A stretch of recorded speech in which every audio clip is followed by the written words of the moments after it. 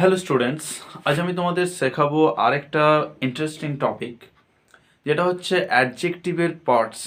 অ্যাডজেক্টিভের যে তিনটা ভাগ রয়েছে, positive, comparative and superlative form, এই ফর্মগুলোকে কোনটা কখন ব্যবহার করা হয়। মাত্র তিনটি লাইন তোমরা মনে রাখবে। তিনটা লাইনও মনে রাখার প্রয়োজন নেই, কিন্তু মনে রাখবে জাস্ট দুটো লাইনের প্রয়োজন হয়, বাকি আর কিছু প্রয়োজন নেই। দুটো লাইন মনে রাখলেই তোমরা অ্যাডজেক্টিভের প্রত্যেকটা ফর্মকে সঠিকভাবে ইউজ করতে পারবে প্রত্যেকটা সেন্টেন্সের মধ্যে। দেখো এখানে কয়েকটা সেন্টেন্স রয়েছে আর ব্র্যাকেটে একটা করে অ্যাডজেক্টিভ আমি দিয়ে রেখেছি। আর অ্যাডজেক্টিভ কি, অ্যাডজেক্টিভ কয় প্রকার, অ্যাডজেক্টিভের ফর্মসগুলো যদি তোমরা দেখতে যাও তাহলে আমার প্রিভিয়াস ভিডিওতে তোমরা দেখতে পারো। তো দেখো, আমরা যখন ক্লাস 7, 8, 9, 10 পড়ছি তখন আমরা ডিগ্রি চেঞ্জ করি। তার আগে আমরা কি করি, অ্যাডজেক্টিভের ফর্মগুলো আমাদের ইউজ করতে হয়। আর এই অ্যাডজেক্টিভের ফর্মগুলো কোনটা কখন ইউজ করব সেটা জাস্ট দুটো লাইন মনে রাখা। দুটো লাইন মনে রাখার জন্য আমরা টিচারদের কাছে মার খেয়ে থাকি। ঠিক আছে, তো দেখো দুটো লাইনের মধ্যে পজিটিভ ফর্মটা কি হয়। ধরো একটা অ্যাডজেক্টিভ হচ্ছে স্ট্রং, তার পজিটিভ ফর্মটা হচ্ছে স্ট্রং, তার কম্পারেটিভ ফর্ম হচ্ছে স্ট্রঙ্গার, আর সুপারলেটিভ ফর্ম হচ্ছে স্ট্রংগেস্ট। ঠিক আছে, এবার এই যে পজিটিভ, কম্পারেটিভ আর সুপারলেটিভ কোনটা কখন ইউজ করব।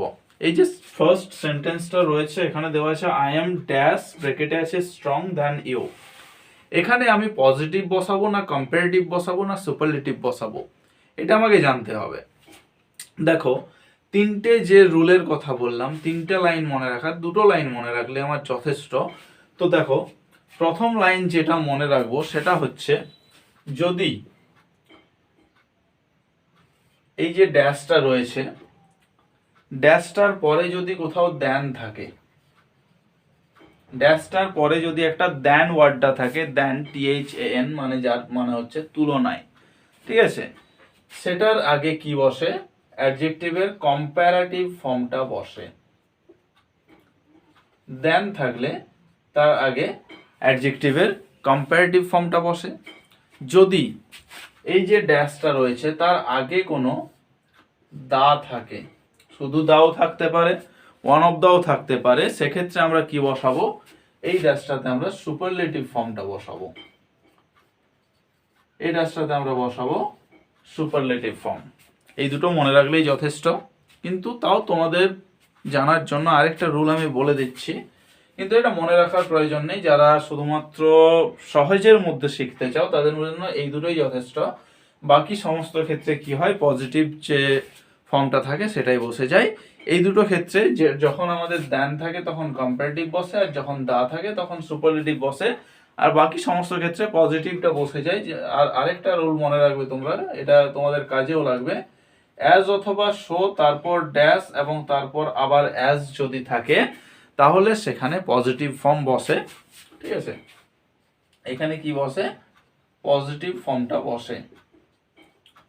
যদি আগে অ্যাজ অথবা শো থাকে তারপর আবার অ্যাজ থাকে তাহলে পজিটিভ ফর্ম, যদি দা থাকে তারপর ড্যাশ থাকে তারপর কি বসবে, সুপারলেটিভ ফর্ম, আর যদি দ্যানের আগে ড্যাশ থাকে তাহলে বসবে কম্পারেটিভ ফর্ম। জাস্ট এইটুকুতেই আমাদের খেলা শেষ। এবার দেখো I am dash than you. এবার তোমাদেরকে অবশ্যই অ্যাডজেক্টিভের ফর্মগুলো জানতে হবে, অ্যাডজেক্টিভের ফর্মগুলো না জানলে তোমরা করতে পারবে না। সুতরাং তার জন্য আমার যে আগের ভিডিওসগুলো আছে সেগুলোতে দেখে নেবে অ্যাডজেক্টিভের ফর্মসগুলো। I am dash than you, দেখো এখানে দ্যান আছে, তাহলে কম্পারেটিভ ফর্মটা আমাকে জানতে হবে। স্ট্রং এর কম্পারেটিভ ফর্ম হচ্ছে স্ট্রঙ্গার, তাহলে এটা কি হয়ে গেল, I am stronger than you. এখানে না তো I am strong than you হবে আর না তো I am strongest than you হবে। যেহেতু আমি তোমাদেরকে বললাম যে যদি ড্যাশের পরে দ্যান থাকে, এটা তো অ্যাডজেক্টিভটা, যদি ড্যাশের পরে দ্যান থাকে তাহলে কি হবে, অ্যাডজেক্টিভের কম্পারেটিভ ফর্মটা আমাকে বসাতে হবে। দেখো নেক্সট আমাদের যেটা আছে সেটা হলো I am as dash as you. এখানে অ্যাডজেক্টিভটা আছে strong, I am as dash as you, তাহলে এখানে আমি কি বসাবো, অ্যাজ থাকলে আমি কি বললাম যে পজিটিভ ফর্মটাই বসিয়ে দেবো। যদি দ্যান থাকে তাহলে কম্পারেটিভ বসাবো, যদি দা থাকে তাহলে সুপারলেটিভ বসাবো, আদারওয়াইজ সমস্ত ক্ষেত্রে আমরা কি বসাবো, পজিটিভটা বসিয়ে দেবো। কোনো ডাউট ছাড়াই আমরা সেটা বসিয়ে দেবো। তাহলে এখানে কি বসাবো? Strong. I am as strong as you. Next আছে Ram is the dash boy in the class. The before the dash, তাহলে ড্যাশের আগে দা আছে, then we have to use the superlative form, that is strongest. According to the rule, if there is the before the dash, ঠিক আছে, then we have to use the superlative form. Then number 4, no other girl is as dash as Rimi. No other girl is as dash as Rimi. আমার অ্যাডজেক্টিভটা আছে brave. তাহলে what should I use here? I should use here positive form of the adjective, that is brave itself. Brave. Brave is the positive form and I have to use the positive form here. So brave is the correct form for this sentence. Next, number 5.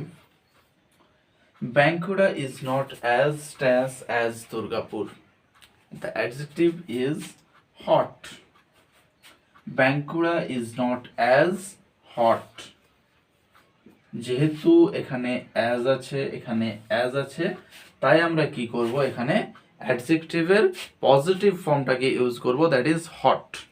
ঠিক আছে, Rimi is dash দেন। তাহলে আমাদের কতটুকু দেখার দরকার? পুরো সেন্টেন্সটা আমাদের পড়ার প্রয়োজন হচ্ছে না, আমরা শুধুমাত্র এই ড্যাশটাকে দেখছি, তার আগে আর পরে দেখে যাচ্ছি। এখানে দেখো ড্যাশের পরে কি আছে? দেন আছে। তাহলে এখানে কি হয়ে যাবে? ইন্টেলিজেন্টের কম্পারেটিভ ফর্ম হয়ে যাবে, আর যেটা হচ্ছে more intelligent. More intelligent, Rimi is more intelligent than many other girls. অনেক মেয়েদের থেকে বেশি ইন্টেলিজেন্ট, সবার থেকে ইন্টেলিজেন্ট আমি বলছি না, ঠিক আছে। She is a dash girl, এখানে ব্রেভ আছে। দেখো এখানে আমি যেটা বললাম রুল, যে এই দুটো মনে রাখবে, দেন এবং দা, এই দুটো মনে রাখবে, বাকি সমস্ত ক্ষেত্রে আমরা পজিটিভ ইউজ করে যাব without any doubt.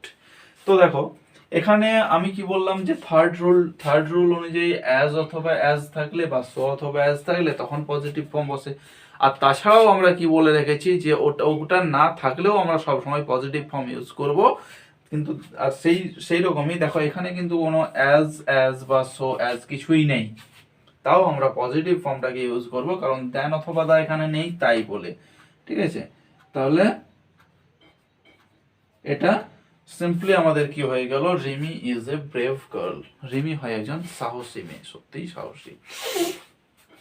My sister is very dash. এখানেও কি আছে? ড্যাশের আগে না তো কোনো দা আছে, ড্যাশের পরে না তো কোনো দেন আছে। অ্যাজ দেখার আমার প্রয়োজন নেই, ওই দুটোই আমরা দেখব। আর যেটা দেখে আমরা করে দেবো যে ওই দুটোর মধ্যে কিছুই নেই, তাহলে পজিটিভ ফর্মটাই বসিয়ে দেবো, যেটা হচ্ছে intelligent. My sister is very intelligent. ঠিক আছে, এরকম ভাবে প্রত্যেকটা অ্যাডজেক্টিভকে, এর থেকে কঠিন কিছুই থাকবে না। এটাই হচ্ছে প্রসেস, এটাই হচ্ছে পদ্ধতি। এই পদ্ধতিতে, এই প্রসেসেই তোমরা সমস্ত অ্যাডজেক্টিভের ফর্ম যথেষ্ট ভালোভাবে ইউজ করতে পারবে, তোমাদের কোনো প্রবলেমস হবে না। আশা করছি এই ভিডিওটা তোমাদের জন্য যথেষ্ট হেল্পফুল হবে। আর যদি হেল্পফুল হয় অবশ্যই আমাকে সাপোর্ট করার জন্য একটা লাইক অবশ্যই দেবে। আমাদের যে ফেসবুক, হোয়াটসঅ্যাপ গ্রুপসগুলো রয়েছে সেখানে ভিডিওটা শেয়ার করার চেষ্টা, তোমরা বলতে পারো it's a request from me to you. ঠিক আছে, আমার কাছ থেকে এটা তোমাদের প্রতি একটা রিকোয়েস্ট।